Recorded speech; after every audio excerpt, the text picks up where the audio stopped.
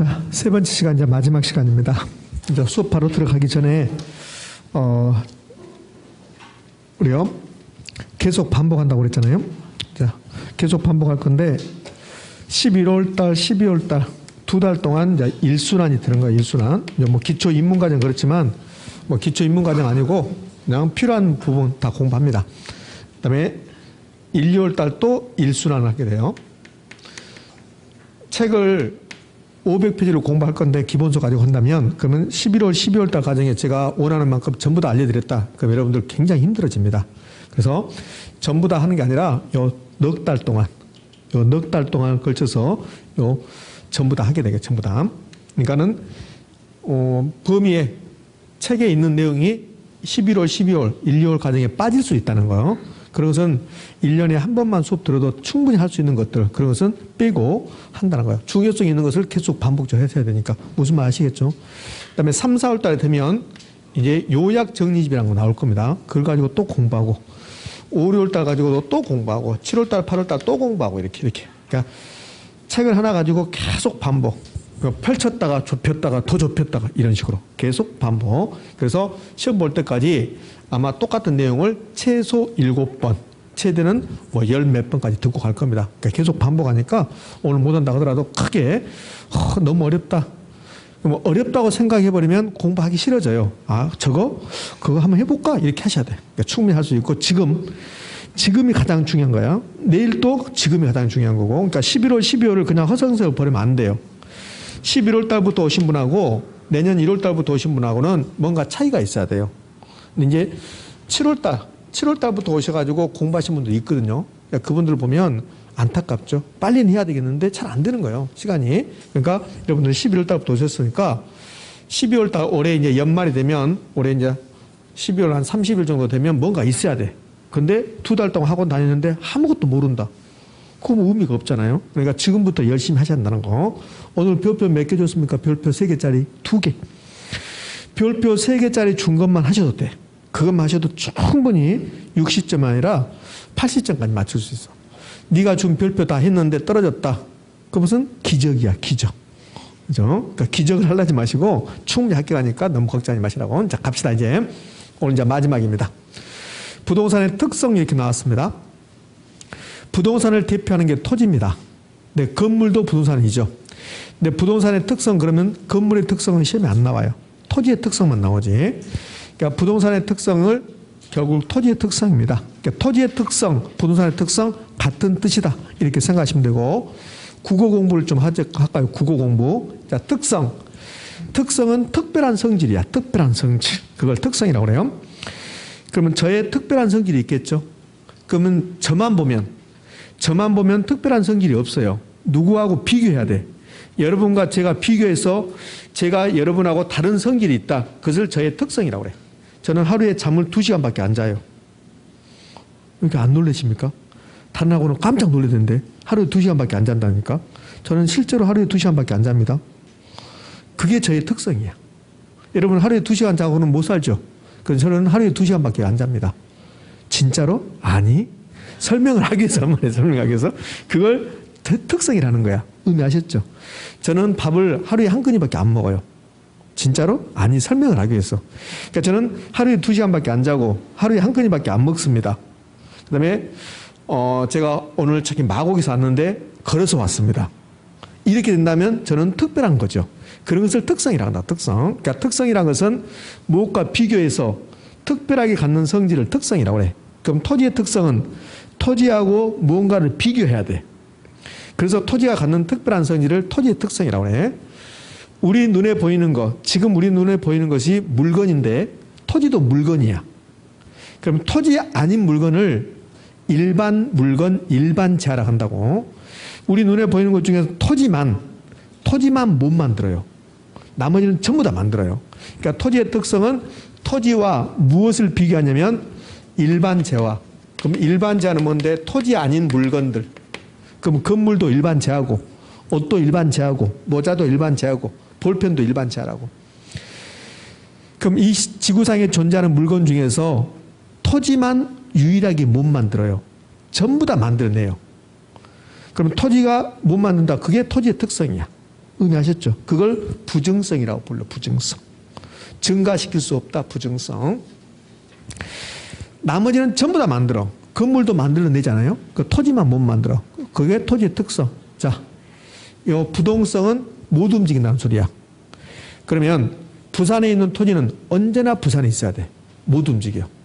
제가 입고 있는 옷은 스스로 움직인 게 아니라 제가 이동시킨 거야. 제가 입고 왔잖아요. 그러면 사람 힘으로 이동시킨다고.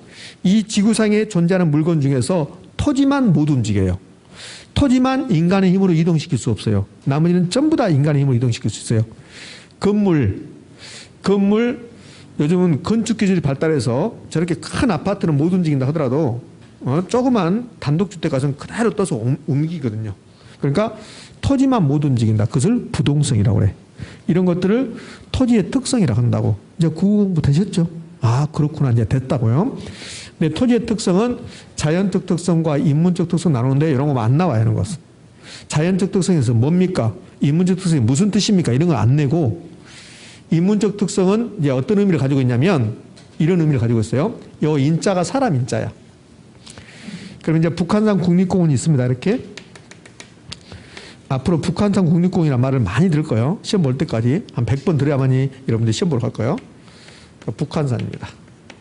그러니까 북한산 국립공원 그냥 보기만 해요. 사람이 개입하지 않고 보기만 해요. 그때 북한산 국립공원이 갖는 특성을 자연적 특성이라고 그래. 선천적으로 가지고 있는 특성. 저를 비교한다면 제가 우리 부모님으로부터 받은 특성, 그걸 자연적 특성이라고 하고, 요 인문적 특성은 북한산 국립공원에 사람이 개입해. 요 인자가 사람 인자잖아요. 그러면 사람이 개입해서 이 부분을 산인데 농지로 개간했어요. 그러면 산이 농지가 된 거야. 사람이 개입하지 않으면 산이 스스로 농지가 돼요, 안 돼요? 안 되는 거죠. 사람이 개입했더니 산이 농지가 되고 이게 택지가 되고 이게 도로가 된다는 거예요. 그러면 이 북한산 국립공원의 이 토지의 용도는 지금 몇 가지입니까? 하나, 둘, 셋, 네 개 나왔네. 또 다른 용도가 있을 수 있죠. 공원이라는 용도가 있을 수 있죠. 그럼 사람이 개입했더니 토지의 용도가 하나입니까? 다양해졌습니까? 다양해졌죠. 그걸 용도의 다양성. 그럼 용도의 다양성은 사람이 개입했을 때 나타나는 거라고. 이런 것들을 인문적 특성. 토지를 사고 팔아야만이 비싸다 싸다가 알 수 있다고. 토지 비싸죠. 고가성. 비싸다. 이런 뜻이에요. 그다음에 병합 분할 가능성은 큰 땅은 분할해서 이용하고 작은 땅은 병합해서 이용하고. 토지 스스로 병합되고 분할되지 않잖아요. 그죠? 그러니까 이런 것들 인문적 특성이라고 그래요. 여기서 지금까지 제가 설명을 했는데 여기서 시험에 나올 것은 하나도 없어요. 그러니까 배경 설명을 하는 거야. 공부를 하기 위해서. 그러면 자연적 특성도 무수히 많고 인문적 특성도 무수히 많은데 우리 시험은 뭘 출제합니까? 다 출제했어요. 다 출제했는데 주로 출제하는 게 5가지예요. 하나, 둘, 셋, 넷, 5개 이렇게. 그럼 인접성. 여러분이 지금 한 거의 40년 됐거든요. 공인중개사가. 여러분이 33년대 초창기는 2년에 한 번씩 봐서 시험을. 그래서 한 40년 됐다고 공인중개사 시험이. 40년 동안 얘가 한 번인가 2번밖에 안 나와요. 공부해야 됩니까? 안 해야 됩니까? 안 해야지. 찢어버려요. 책 찢어버려요. 안 하는 거예요. 이거. 병합분할 가능성도 마찬가지입니다. 요거 위치 가맹성도 마찬가지입니다. 거의 나오지 않아요. 나오는 것은 요 5가지 딱 이렇게 국한되어 있다. 자, 오늘은 아마도 요 개별성까지 할 거예요. 용도의 다양성은 뭐 나오긴 하지만 엄청나게 중요한 건 아니니까. 자, 그러면 이제 공부를 해볼 건데, 자, 우리 책은 자 어디 가냐면 이제 책부터 이제 보게요. 책은 16쪽입니다. 16쪽에 부동산의 특성 그러면서 자연적 특성, 인문적 특성 표 만들어놨죠? 그 표 시험에 나오잖아. 선생님 시험에 거기 표가 시험에 나오면 어떡할 건데요? 손톱을 깎을 거야 내가. 그러니까 안 나올 거니까 그거 볼 필요 없어. 자연적 특성으로 갔습니다. 부동성 나왔죠? 그 부동성 나오면서 거기 토지의 위치는 인위적으로 인간의 힘으로 이동하거나 지배하지 못한다는 특성이다. 이게 부동성의 뜻이야. 그걸 시험에 내는 게 아니라고. 그걸 시험에 내는 게 아니라 동그라미 1번, 2번, 3번 나왔죠? 그게 시험에 나오는 거야. 그걸 뭐라 하냐면 부동성 때문에 파생되는 현상, 부동성 때문에 어떤 일이 발생합니까? 그걸 시험에 내는 거라고. 의미하셨습니까? 자, 그러면 이제 거기 펴놓고 이제 칠판 한번 보도록 합시다. 자연적 특성의 부동성이라는 게 나왔어요. 이 부동성을 다른 말로 지리적 위치의 고정성, 비이동성, 그런데 이거 쓸 필요 없어요. 제가 설명하기 위해서 써놓은 거니까 쓸 필요 없고, 부동성은 부산에 있는 토지는 언제나 거기 있어야 된다. 못 움직인다. 그게 부동성이야. 그래서 이걸 비이동성, 지리적 위치의 고정성 이렇게 부르는데, 부동성은 토지의 위치에 관한 거야. 그러니까 부동성이 여기 뜻인데, 이 뜻은 시험에 안 나온다고 했잖아요. 그 부동성은 토지의 위치는 인간이 인위적으로 이동시킬 수 있다 없다? 없다. 그게 부동성이야. 자, 그거 부동성의 뜻이고 그건 시험에 안 나오고 요걸 내는 거예요. 파생현상. 자, 기본서 꼭 받아보면 요 부동성에서 파생되는 현상이 열 몇 가지가 나와. 그럼 열 몇 가지 다 공부했다. 그럼 민법을 언제 공부할 거냐고. 그래서 열 몇 가지 다 공부한 게 아니라 세 가지만 알면 돼. 세 가지만. 요 세 가지. 지역, 그다음에 임장활동, 예부요건 요 세 가지만 알면 된다고. 열 몇 가지 중에서.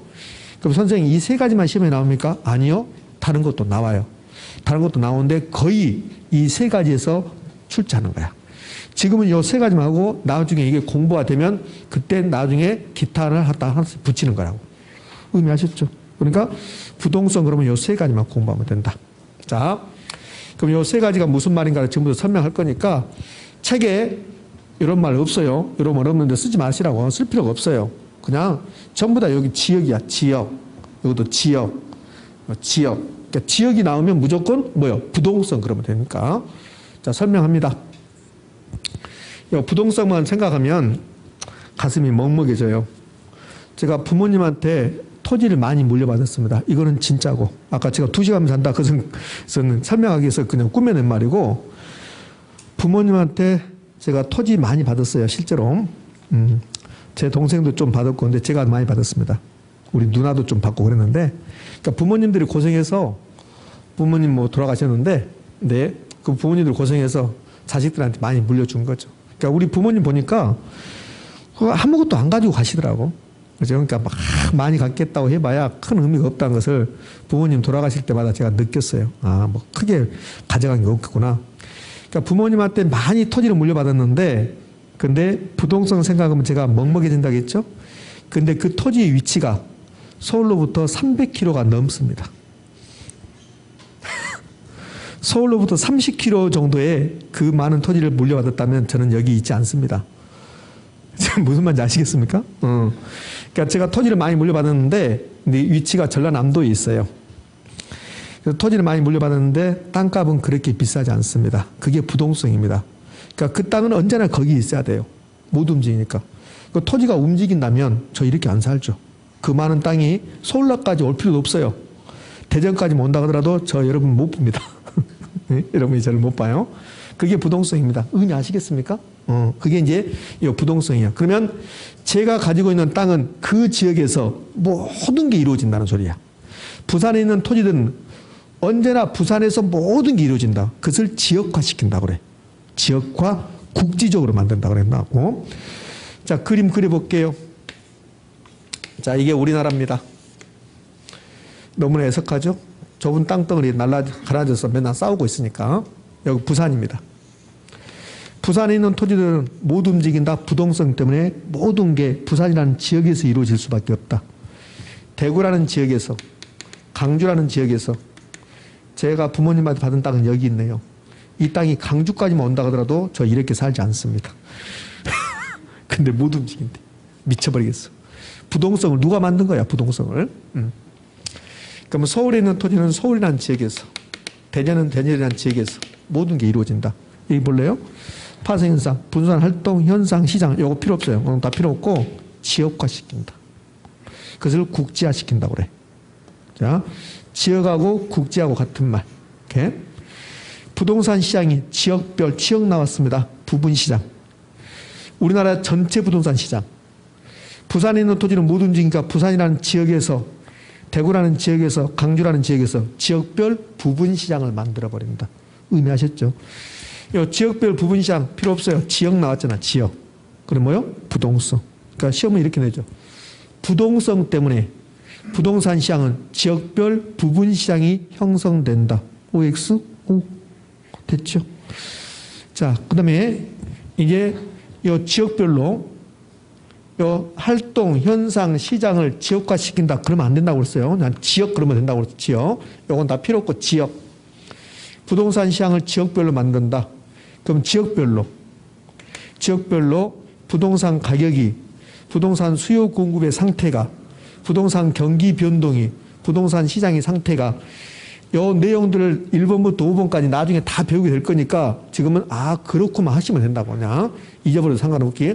오늘은 지역 그러면 되니까.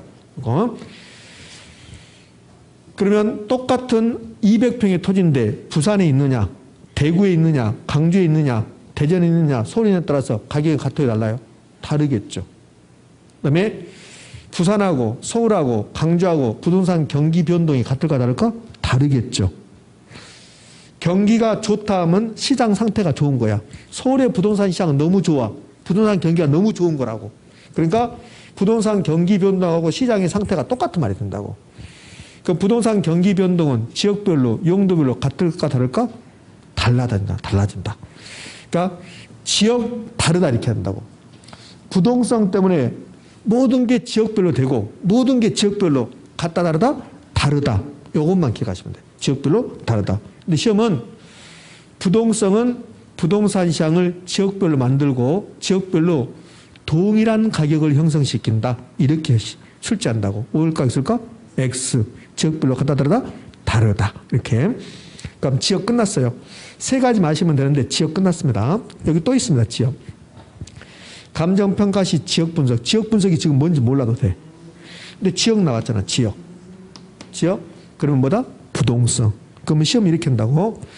감정평가할 때 지역 분석이라는 것을 하는데 이 지역 분석은 부증성 때문이다. OX, X. 부증성이 아니라 뭐다? 부동성. 지역 나오면 무조건 부동성이니까. 그렇게 시험은 출제해요. 올해 이거 출제했잖아요. 지역 분석. 좀 이따 볼게요.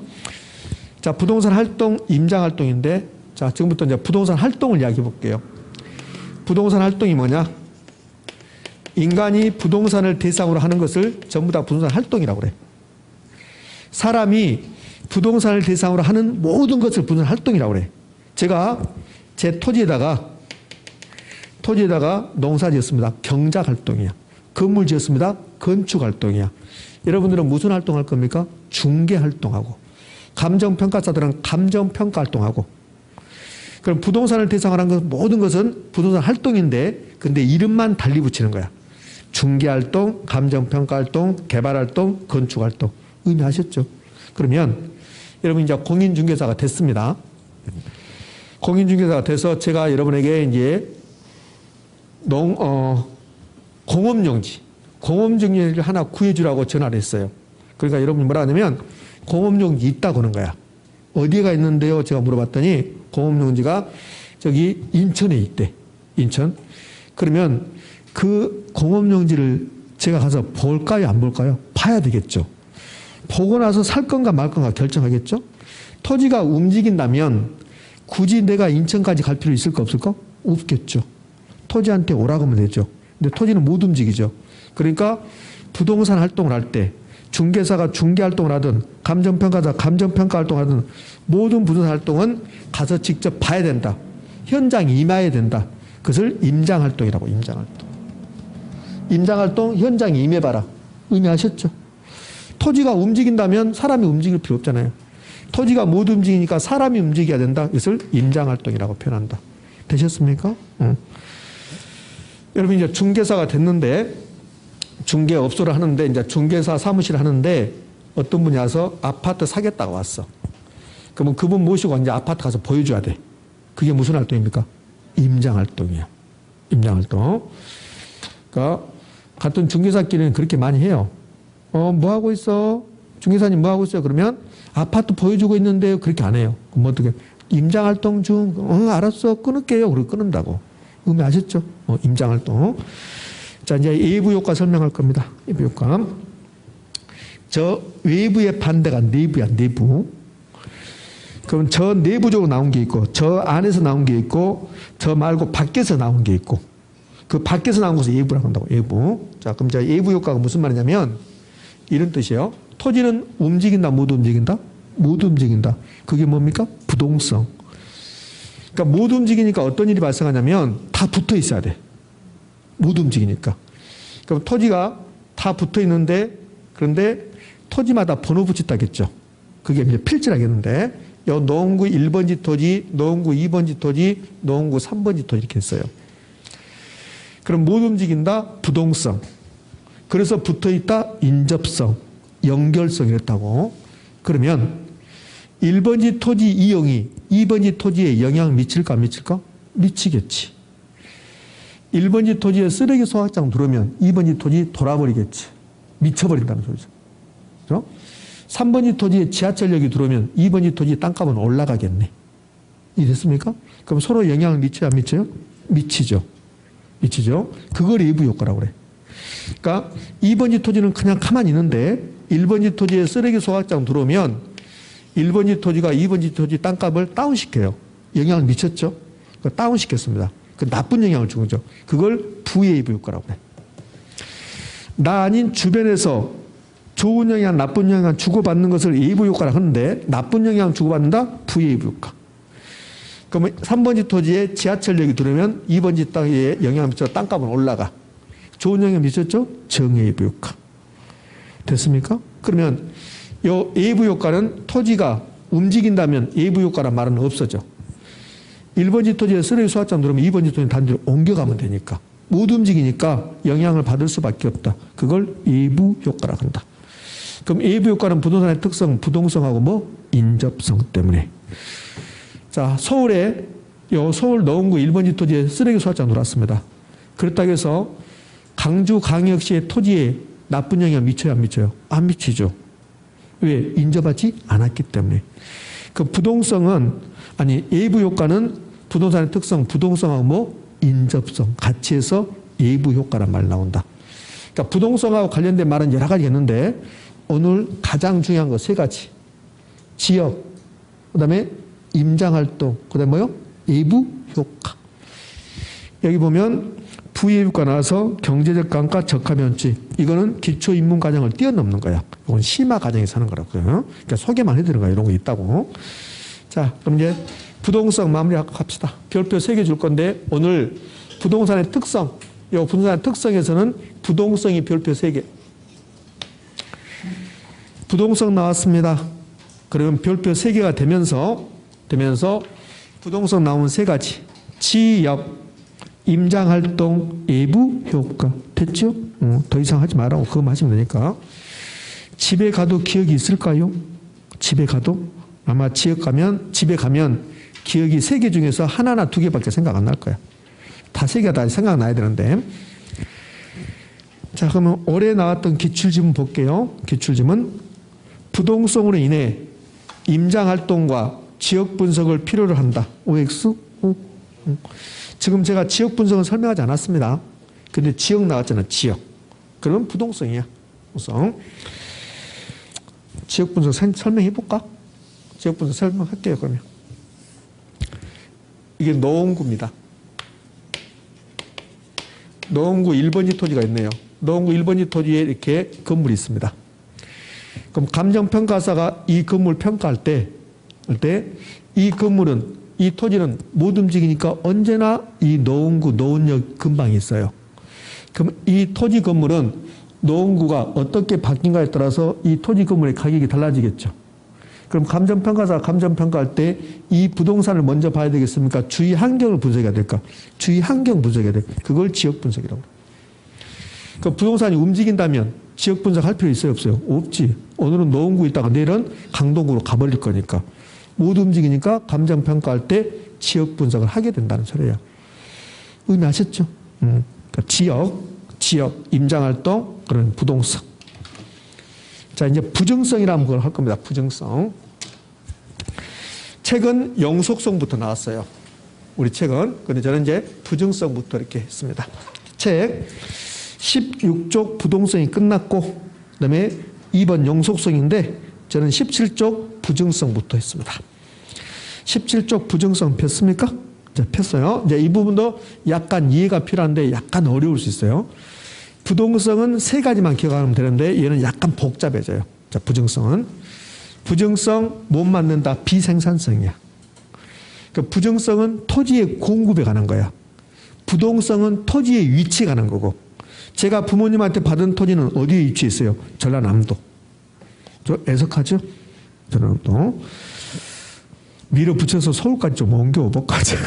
토지를. 그래서 부정성은 토지의 공급에 관한 건데, 이 부분이, 이 부분이요. 용도적 공급, 이 부분은 우리 책에 자세히 안 나왔는데, 이 부분 시험에 자주 출제해요. 이 부분은 약간 기초 입문 과정을 약간 뛰어넘는 면이 있어요. 그렇지만 매우 중요하니까 제가 설명을 한번 해볼게요. 토지의 공급에 관한 건데, 이거 볼 때마다 좀 속상한데, 학자들은 왜 이렇게 복잡한지 모르겠어. 토지의 공급을 학자들이, 부동산 학자들이 이렇게 나눠요. 물리적 공급과 용도적 공급 이렇게 나눈다고.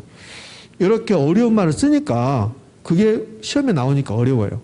그냥 저 부정성 토지는 공급을 증가시킬 수 없다 그러면 될 텐데 그냥 또 물리적 공급과 용도적 공급 나눠서 자기들이 하는 말을 우리한테 해석하라 간다고. 그게 시험 문제거든. 학자들이 하는 말을 우리가 해석해 내는 게 시험 문제예요. 자, 그럼 물리적 공급이 뭔가를 이제 볼 건데요. 물리적 공급은 이게 물리적 공급이야. 이 세상에 존재하지 않는 거. 이 세상에 존재하지 않는 것을 만들어내는 것을 물리적 공급이라고 그래요. 그러면 제 몸에 붙어 있는 거, 안경, 뭐 마스크, 옷, 전부 다 만들어낸 거야. 그것을 물리적 공급이라고 그래요. 그럼 토지는 이 세상에 존재하지 않는 것을 새롭게 만들 수 있어요, 없어요? 없어요. 그걸 부정성이라고 한다고, 부정성.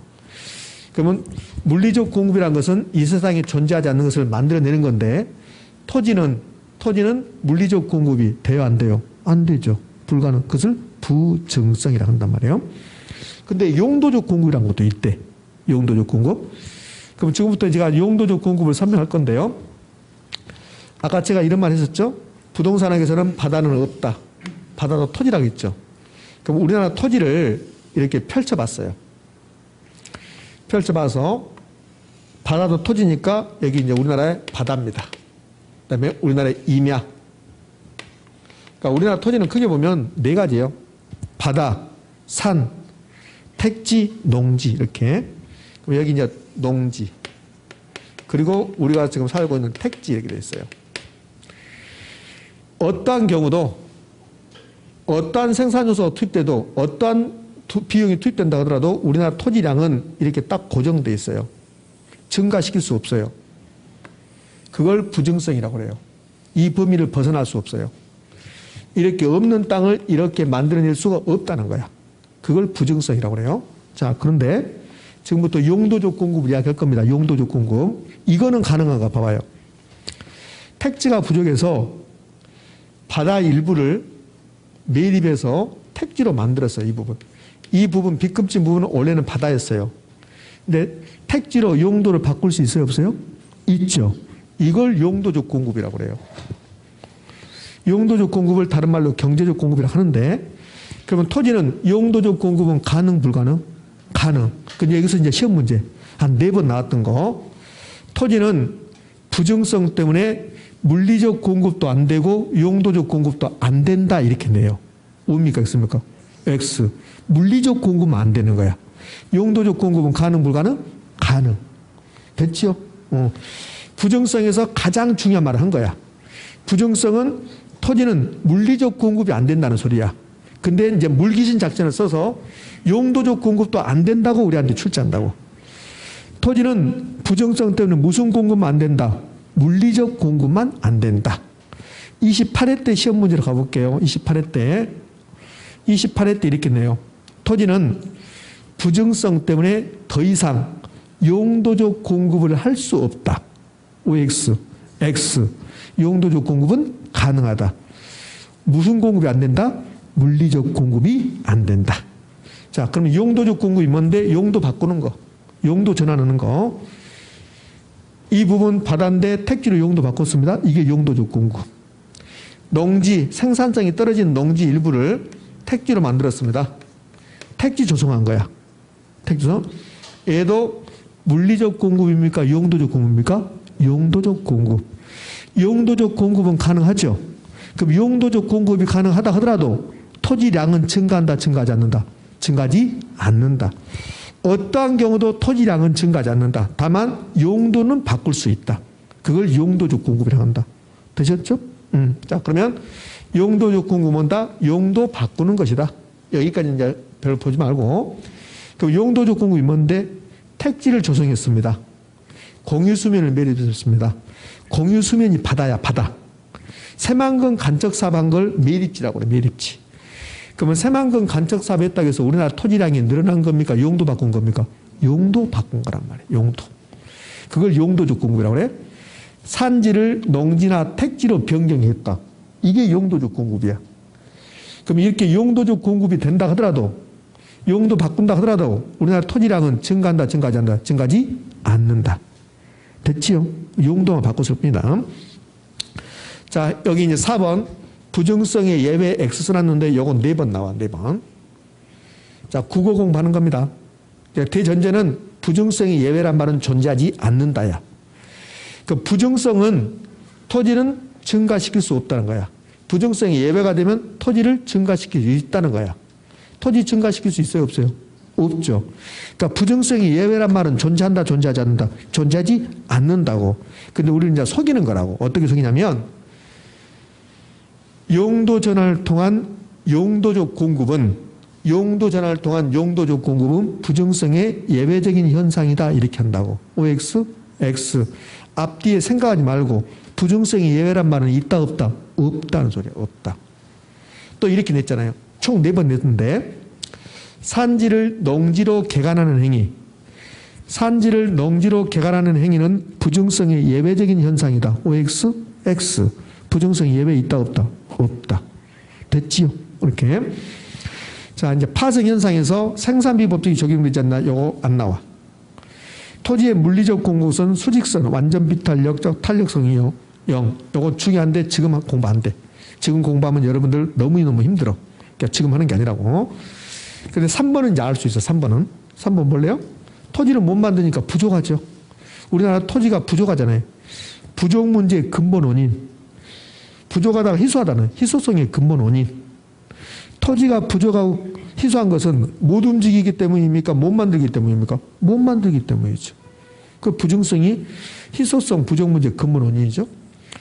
부족하고 희소하면 나 혼자만 가지고 싶어. 그걸 독점적 소유이라. 독점적 소유. 나 혼자만 가지고 싶다. 응? 우리나라 집집마다 문화재급 도자기가 있다. 그럼 자기 혼자만 가지고 싶은 생각 없죠. 근데 문화재급 도자기는 그렇게 흔치 않기 때문에 자기 혼자만 가지고 싶은 생각이 들죠.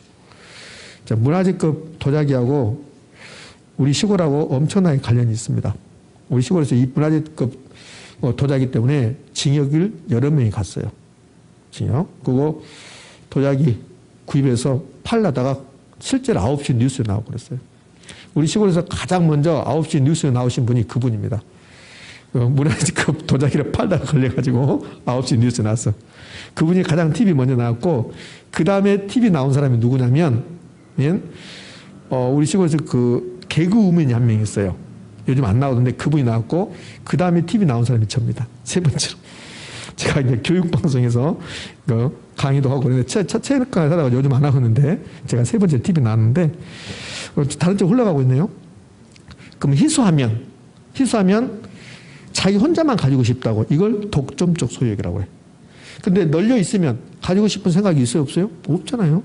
예? 그러니까 부족하고 희소하니까 혼자만 가지고 싶다. 독점적 소유욕. 그냥 들으시라고. 그러니까. 자, 공기 흡입하죠. 공기 흡입. 공기 없으면 우리 다 죽어요. 근데 공기 흡입할 때 돈 내요, 안 내요? 안 내죠. 안 낸단 말이에요. 근데 공기가 희소하고 못 만들고 이렇게 된다면 공기를 흡입할 때 돈 낼 거라고. 지금 이해됩니까? 그러니까 토지가 만들어진다면, 스스로 만들어진다면 우리나라 토지 가격이 그렇게 비쌀 이유가 없어요. 근데 토지가 못 만드니까 토지 가격이 비싸졌다. 이걸 지가고 현상이라고 해요. 토지 가격 지가, 토지 가격이 높게 나타나는 소리야. 토지가 스스로 만들어진다면 토지 이용할 때 토지 사용료, 지대를 지불할까 안 할까? 안 하겠죠. 그러니까 토지 가격도 지불하지 않겠죠. 근데 못 만들고 부족하니까 토지 가격, 지가, 지대를 발생시킨 거라고. 이렇게. 자, 체유효잉의 근거라고 나왔는데, 요거 봅시다. 지금 여기 3번에서 제가 부족문제 희소성이 있는데, 이건 다 부수인 거 그냥 생각이면 될 거고, 요 체유효잉이란 말이 이제 나왔는데, 요 체유효잉은 엄청나게 중요한 말이에요. 근데 잘 외워지지 않아요. 그럼 체유효잉이 무슨 말이냐면, 여기 이제 1번식 표현이니까, 앞으로 이런 말은 없어질 건데, 부동산학이 추구하는 게 체유효 이용입니다. 부동산이 추구하는 게 이게 무슨 말일까? 토지는 못 만들기 때문에 부정성 때문에 늘 부족해요. 그럼 이 토지를 이용할 때 어떻게 이용하는 게 최고 가치를 창출할 것인가? 최고 가치. 그러니까 북한산 국립공원 저 다 밀어붙여. 그래서 아파트 만들었어. 그렇게 이용하는 게 최고 가치인지 아니면 북한산 국립공원 저 상태로 국립공원을 보존해야지 최고 상태인지 그걸 늘 판단해야 된다는 소리야. 그럼 토지가 만들어진다면 북한산 국립공원 저거 다 없애고 아파트 만들면 돼요. 그런데 그렇게 못하기 때문에 그러면 늘 최고 가치를 창출하는 이용을 생각할 수밖에 없다는 거야. 의미 아시겠습니까? 이걸 체유효이용이라고 한다고. 체유효이용. 그러니까 부동산학은 주어진 토지에서 어떻게 하면 이 토지를 최고 가치를 창출할 것인가, 즉 체유효용을 어떻게 할 것인가, 그걸 모색하는 학문이 부동산학이야. 그럼 체유용을 해야 되는데 토지를 이용할 때 최고 가치를 창출하는 이용을 해야 되는데 이 최고 가치를 창출하는 이용을 해야 되는 부동산의 특성은 부동성입니까? 부증성입니까? 부증성이라는 소리야. 부증성. 이해됐습니까? 부증성.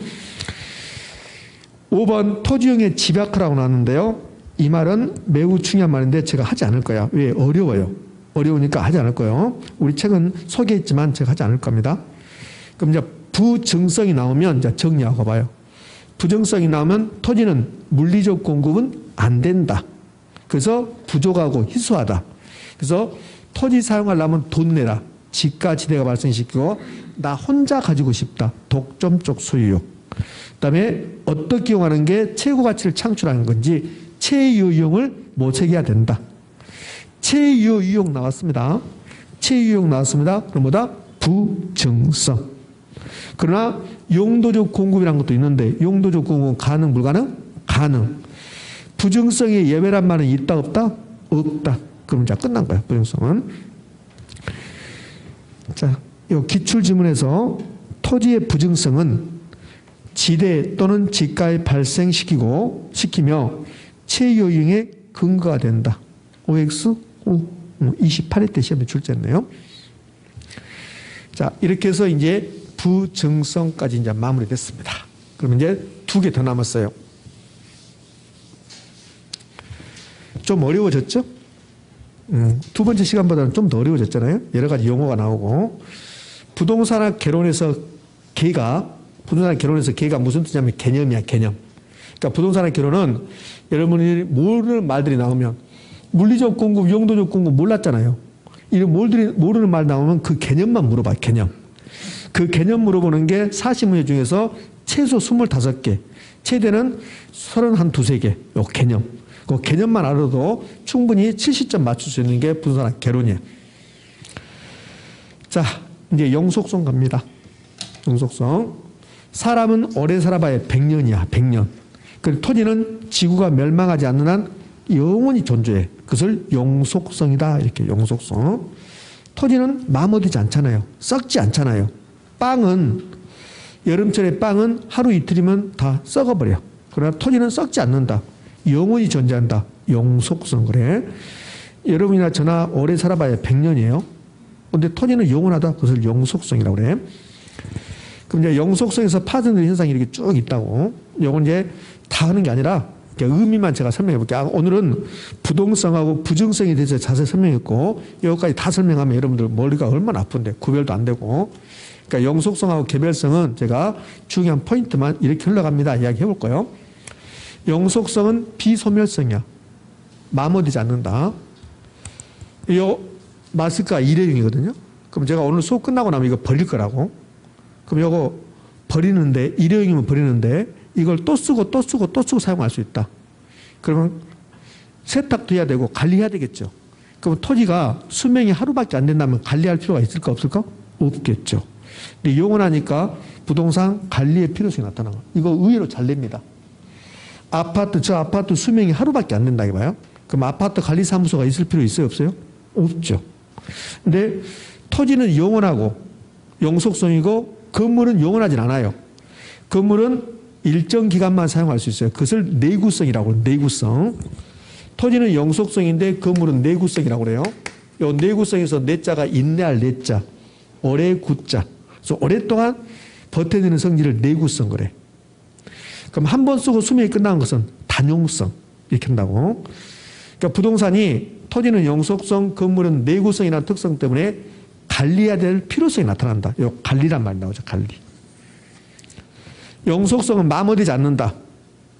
이 옷은 마모돼야 안 돼요? 되죠. 옷은 마모되니까 옷은 다시 만든다는 말이 나온다고. 소모를 전제로 다시 만든다는 말, 재생산이라는 말이 나온다고. 옷은. 근데 토지는 영속성 때문에 소모를 전제로 재생산이라는 말이 나온다 안 나온다? 안 나와요. 이 5번 의외로 잘 나옵니다. 영속성에서. 자, 책 16조 하단부에 지금 영속성 하고 있는 겁니다. 그 영속성에서 동그라미 1번 부분 이렇게 나오잖아요. 소모를 전제로 하는 재생산 이론의 적용을 배제시킨다. 됐습니까? 이렇게. 그 다음에 17쪽으로 와봐요. 17쪽으로 와서 부정성 바로 위에 찾으셨나요? 부정성 바로 위에 동그라미 4번에서 가치보존이 우사하여 투자자를 선호되며 그게 중요한 게 아니라 부동산 관리의 중요성, 관리. 이 관리에다 동그라미. 됐습니까? 이렇게. 자, 그렇게 두고 이제 칠판은 또 봅시다. 이제 1번 토지는 원칙적으로 물리적 감가의 대상이 되지 않는다 이렇게 했는데 요거 이제 많이 어려우니까 요거는 볼 필요 없고 여기 한번 볼까요? 파생현상. 토지하고 빵이 있어요. 제가 10억이라는 돈이 있는데 요 10억을 빵을 사서 빵을 10억만큼 샀습니다. 그럼 토지 샀어요. 빵은 여름철에 일주일이 흘러가면 남는 것은 뭐만 남을까? 냄새만 남아. 다 썩어버리니까. 그 빵은 가치 보존력이. 가치가 그대로 유지되는 게 보존력이야. 그 빵은 가치 보존력이 있어요? 없어요? 없어요. 토지는 썩지 않아. 마모되지 않아. 그러니까 뭐니 해도 토지가 최고야. 돈이 없어서 토지를 못 살 뿐이지. 그러니까 토지가 썩지 않기 때문에 가치 보존력이 우수하라고. 만약에 토지가 썩어버린다. 그럼 토지를 살 필요가 있을까 없을까? 없겠죠. 토지는 마모되지 않는다. 영속성 때문에 가치 보존력이 우수한. 그래서 투자재로서 선호하게 된다고. 다만 돈이 없을 뿐이지. 그래서 돈만 있으면 그러잖아. 그 돈 토지에다 묻어둬라 그러잖아요. 왜 토지에다 묻어둬? 어른들도 그러잖아요. 여유가 있으면 되도록이면 토지 사라. 부동산 사라 그러잖아요. 왜? 썩지 않기 때문에. 그게 학문적으로 말하면 가치 보존이 우수하다. 토지에 묻어두라 했더니 실제로 가서 묻어두잖아. 땅에다가 돈을. 예? 그런 경우 있었잖아요. 저 김제에서 옛날에 마늘밭 쓰다가 모르시구나. 자, 이제 하나만 더 해볼 겁니다. 그럼 토지가 영속성이라는 특성을 가지고 있다면 토지 관련된 모든 활동은 앞으로 어떻게 될 것인가를 잘 생각해라. 그것을 장기적 고려라고 그래. 장기적 고려가 뭐요? 생각. 우리 이러잖아. 그건 내가 생각해 볼게를 그건 내가 고려해 볼게 이러잖아요. 그러니까 부동산과 관련된 모든 것을 장기적으로 생각하게 만든다고. 여기 일회용 밴드를 붙이면서 이거 어떻게 될 것인가 생각하지 않잖아요. 수명이 하루면 생각하지 않는다고. 예? 그러니까 장기적으로 잘 생각해야 돼. 배우자를 선택할 때 그 배우자가 하루만 살고 끝난다. 그럼 아무 사람을 선택하면 되지, 하루 동안. 근데 배우자를 선택해서 최소한 60년 막 이렇게 살아야 되니까 배우자 선택할 때도 잘 선택해야 돼. 장기적으로 생각하는 거야. 이분이 돈은 얼마나 있나? 이분의 성격은 어떡하나? 그거하고 똑같은 말이야. 의미 아셨죠? 그러니까 영속성 때문에 장기적이란 말. 뭐 장기적 고려도 필요 없어. 그냥 장기, 장래, 미래 그게 다 영속성에서 나오는 말들이야. 여러분들 어떤 부동산 살 때, 아파트 살 때, 토지 살 때 주변 지역이 어떻게 될 것인가 잘 생각합니까? 안 합니까? 하잖아요. 거기 사면 거기는 재개발 될 거야. 아니야, 거기 안 될 거야. 막 이렇게 생각하잖아요. 그럼 토지의 수명이 하루다. 그럼 생각하지 않죠. 용을 하니까 주변 지역이 어떻게 될 것인가 잘 생각한다. 그것을 장기적 고려라고 한다고. 관리의 필요성, 소모를 전제로 재생산이나 이런 것은 없다. 네, 이게 영속성이야. 정리합니다. 영속성은 제가 하고 싶은 말 다 하지 않았어요. 하고 싶은 말 다 해버리면 여러분 힘드니까. 그러니까 큰 틀을 잡아보는 거야. 영속성. 영속성 나왔습니다. 토지는 수명이 영원하다. 그래서 관리해야 된다. 소모를 전제로 다시 만난 말은 있을 수가 없다. 모든 것을 장기적으로 만든다. 썩지 않기 때문에 다른 말로 가치 보존이 우수하니까 투자의 대상으로서 매우 선호된다. 다만 지랄, 무엇이 없다? 돈이 없다. 이렇게 하는 거예요. 자, 이제 개별성. 이제 오늘 수업 마무리 갑니다. 개별성입니다. 최근 17쪽 중간부에 개별성이 있네요. 개별성은 토지는 다 다르다야. 다 다르다. 그게 개별성이야. 여러분과 제가 같아요, 달라요? 다르잖아요. 그게 개별성이야. 이 지구상에 저하고 똑같은 사람이 있어요, 없어요? 없죠. 그게 개별성이라고. 근데 이건 있어요. 저하고 모든 게 키, 몸무게, 성격, 뭐 혈액형, 뭐 이런 게 다 똑같은 사람은 없지만 용도는 똑같은 사람이 있어요. 용도. 저처럼 강의한 사람은 용도가 똑같겠죠. 용도는 똑같은 사람이 있지만 모든 면에서 똑같은 사람은 없다. 그러면 모든 면에서 똑같은 사람이 없으면 다 다르다. 그것을 개별성이라고 그래. 그럼 노원구 1번지 토지하고 모든 게 똑같은 토지 있을까 없을까? 없어요. 그걸 개별성이라고 한다고. 노원구 1번지 토지하고 2번지 토지가 면적은 똑같을 수 있어요. 1번지 토지가 있고 2번지 토지가 있는데 면적 200평, 2번지 토지 200평, 면적은 똑같아. 그런데 뭐가 다르냐면 생김새가 달라, 모양이. 그럼 1번지 토지는 정사각형, 2번지 토지는 직사각형, 이렇게 다를 수 있다는 거예요. 선생님, 둘 다 정사각형인데요? 그래요, 좋아요. 그럼 두 가지는 같았습니다. 3번, 1번지 토지는 평지, 2번지 토지는 경사지. 이렇게. 둘 다 평지인데요? 그래요? 평지다. 네 번째, 1번지 토지는 돌에 접했어요. 접한 토지. 2번지 토지는 맹지. 그럼 모든 면에서 같은 토지 있다 없다? 없다. 그게 개별성이야. 그러면 1번지 토지하고 노원구 1번지 토지하고 똑같은 토지가 이 지구상에 존재하지 않는다. 그걸 개별성이라고 하고, 그렇게 된다면 1번지 토지하고 바꿔 쓸 수 있는 토지가 있다 없다? 없다. 바꿔 쓴다를 대체. 그럼 대체가 가능하다 불가능하다? 불가능. 비대체성. 시험은 B자를 빼고 잘 나와. 토지의 개별성은 토지라는 상품, 부동산이라는 상품을 대체 가능하게 만든다. 올까 X일까? X. 대체를 불가능하게, 대체를 제약한다. 이렇게 한다고. 그것도 올해 시험 지문이야. 의미 아셨죠? 이렇게. 그래서 토지의 대체, 물리적 대체가 불가능하다. 개별성. 자, 파생현상 갑시다. 요 개별이란 말, 그 다음에 B자란 말, 개별성에서는 요 B자가 중요하고 개별이란 말이 중요해요. 개별이 나오면 전부 다 개별성이야. 지역이 나오면 뭐고? 부동성이고. 지역이 나오면 부동성이고, 개별이 나오면 전부 다 개별성이고. 자, 그러면 1번에 일물일가의 법칙이 나왔는데, 여기에 이제 개별성에서는 가장 시험에 잘 나오는 건데, 이거는 좀 이따 보기로 하고, 2번하고 3번 봐봐요. 2번하고 3번이 개별 나왔죠. 아까 지역 분석이 있었죠. 감정평가할 때 지역 분석이 있었죠. 지역 분석의 뜻이 중요한 게 아니라 오늘은 지역이 나왔으니까 뭐다? 부동성이다.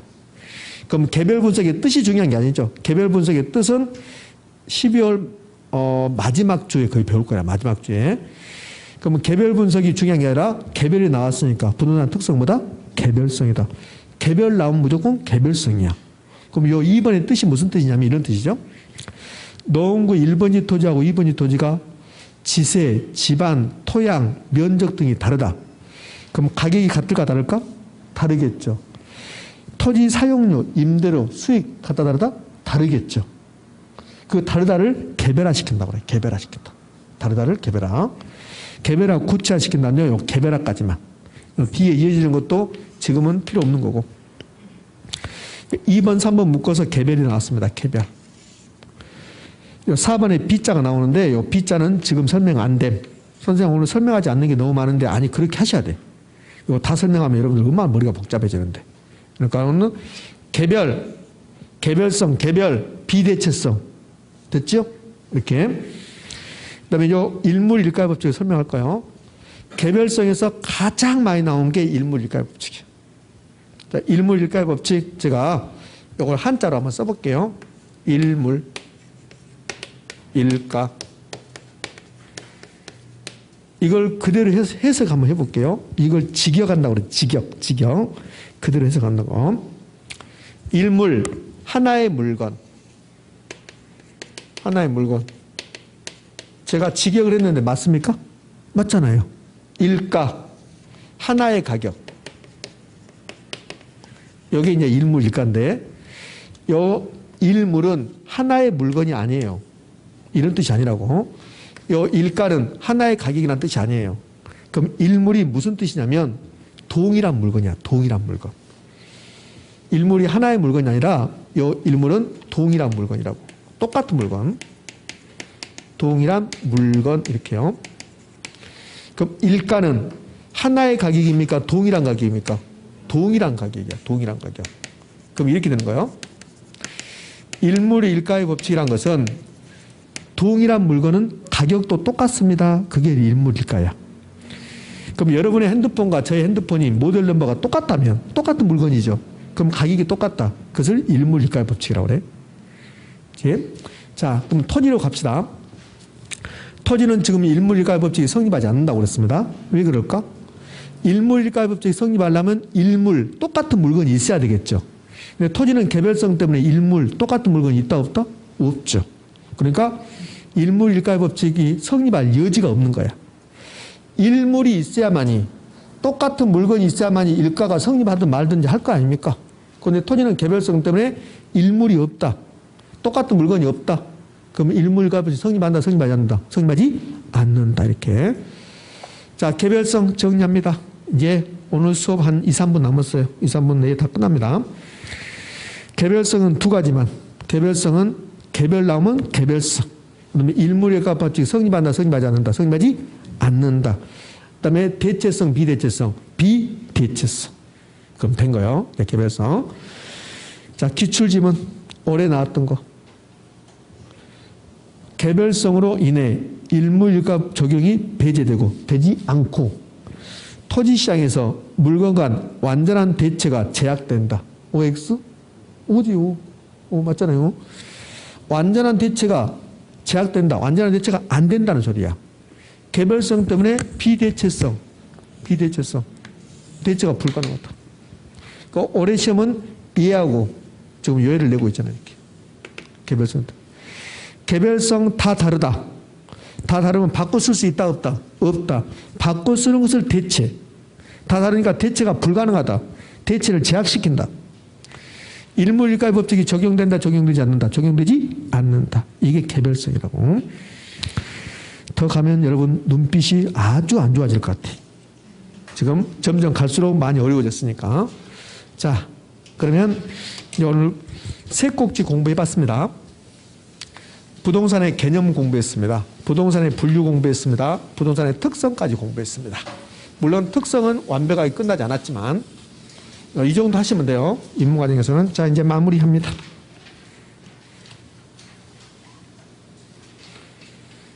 오늘 배웠던 거 핵심 정리합시다. 별표 3개짜리. 복합개념 부동산 법경기. 됐죠? 그럼 법률적 개념은 좁은 의미, 넓은 의미. 좁은 의미는 민법상 분산, 토지 및 그 정착물. 넓은 의미는 좁은 의미에다 뭘 더한 것이다? 준부동산을 더한 것이다. 준부동산은 본질이 부동산이 아닌데 등기 등록하는 자동차 등을 준부동산이라고 부른다. 경제적 개념 5가지. 자산, 자본, 생산재, 소비재, 상품. 기술적 개념 공, 자, 위, 환. 후보지, 이행지. 현재의 용도에서 다른 용도로 용도 전환 중에 있는 토지. 후보지는 용도지역 상호간의 용도 전환 중. 이행지는 용도지역 내에서 용도 전환 중. 부동성, 지역, 임장활동, 예부효과. 부정성. 토지는 물리적 공급이 불가능하다. 그래서 부족하다. 희소하다. 그래서 체유효 이용을 해야 된다. 됐습니까? 이렇게. 자, 고생하셨고요. 오늘 수업은 이제 마무리할 건데, 이제 다음 주 계획서를 보면, 그러면 우리 책 순서가 아니라 다음 주는 부동산 시장론이라고 나와, 시장론. 그럼 이제 요 기초 입문서를 보면 다음 주는 어디를 공부할 거냐면, 요 경제론 파트를 뛰어넘어서 다음 주는 이제 이걸 공부할 거라고. 책 페이지 수로 보면 40쪽. 40쪽부터 해서 다음 주는 어디까지 공부할 거냐면 44쪽까지. 그러니까 페이지 수는 그렇지 많잖아요. 자, 이거 공부할 거니까 굳이 막 예습하겠다고 볼 필요는 없어요. 처음에는 예습 필요 없어요. 예습은 모르니까 예습 필요 없고 복습만. 오늘 집에 가셔서 일주일 동안 요 별표 3개만 공부하시면 된다. 되셨습니까? 예. 오늘 수업 마무리하고요. 빠지 마시고 제가 말했잖아요. 11월, 12월 빨리 오셨으니까 이때 뭐 연말 연시라 해서 들뜨지 말고 차분하게 공부하셔야 돼. 그래야만이 1월달에 오신 분에 비해서 훨씬 더 앞서갈 수 있으니까. 되셨죠? 예. 자, 오늘 수업 마무리합니다. 다음 주입니다. 자, 여러분 수고하셨습니다.